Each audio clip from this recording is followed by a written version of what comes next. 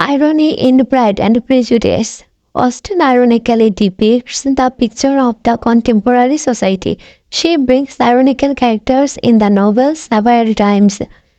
Mainly, irony is the use of words that say the opposite of what you really mean, often as a joke. Irony can be categorized in several ways. For example, dramatic irony, tragic irony, comic irony, and so on. As a comic writer, she uses comic irony throughout the novel. Let us describe the ironies below. Irony in the opening line. The novel Pride and Prejudice opens with an irony. Austen narrates, it is universally acknowledged that a single man in the possession of good fortune must be in want of a wife.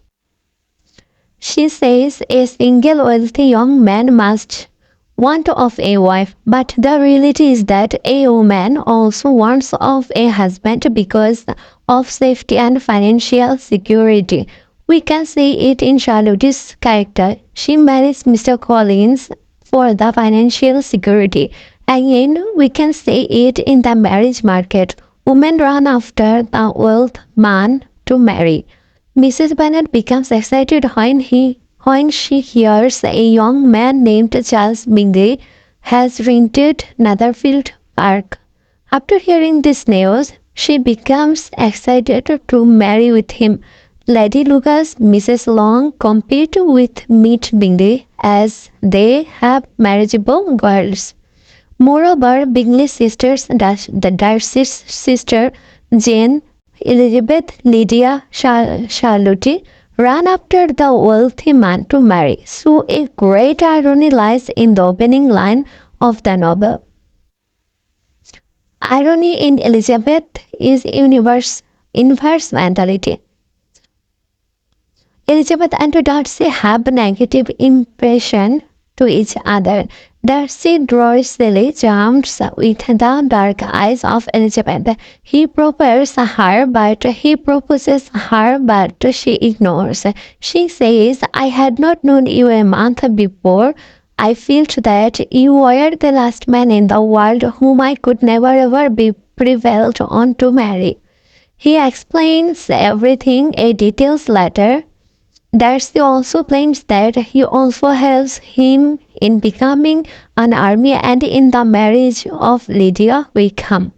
He understands all and overlooks his straitly condition visiting his house. He is sudden, in a sudden, her contrast mentality runs away. She starts saying, I am not romantic, you know. I never was. I ask only a comparable home.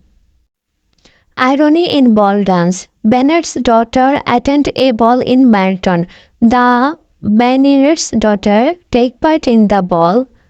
Their main intention is Bingley. Bingley's main intention is Jane. Bingley dances twice with Jane and suggests his friend to dance with Elizabeth. He says, she is tolerable but not handsome enough to tempt me, and I am in no humour at present to keep consequence too young.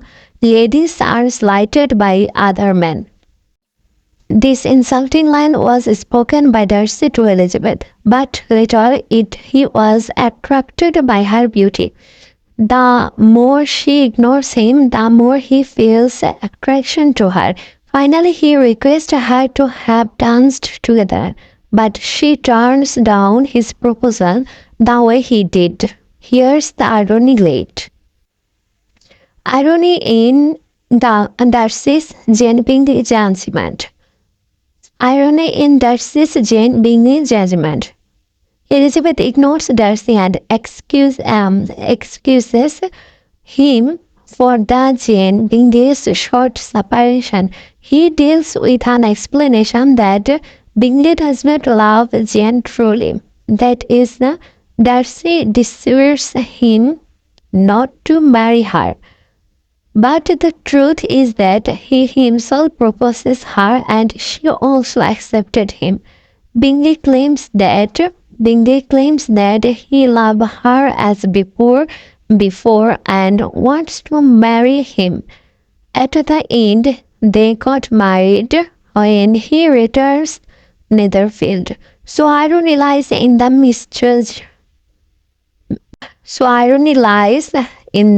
misjudgment of Darcy. Irony in Lydia Wickham episode. Lydia has a great impression to army officer. She frequently visits Meriton, a military regiment. Suddenly, it shifts to Brighton. It seems that Lydia Wickham comes to an end for the recent shifting, but Lydia herself goes to Brighton and they both elope from there. She does not hesitate to lose her virginity for him. At a point, he claims a commendable amount of money to marry her. Mr. Gardiner informs that to Bennet family, Lydia Wickham got married. So Bennet's family thinks that Mr. Gardiner paid the money claimed by Wickham, but it was Darcy who helped Wickham to marry her. Irony lies here. Conclusion. Okay, thanks for watching.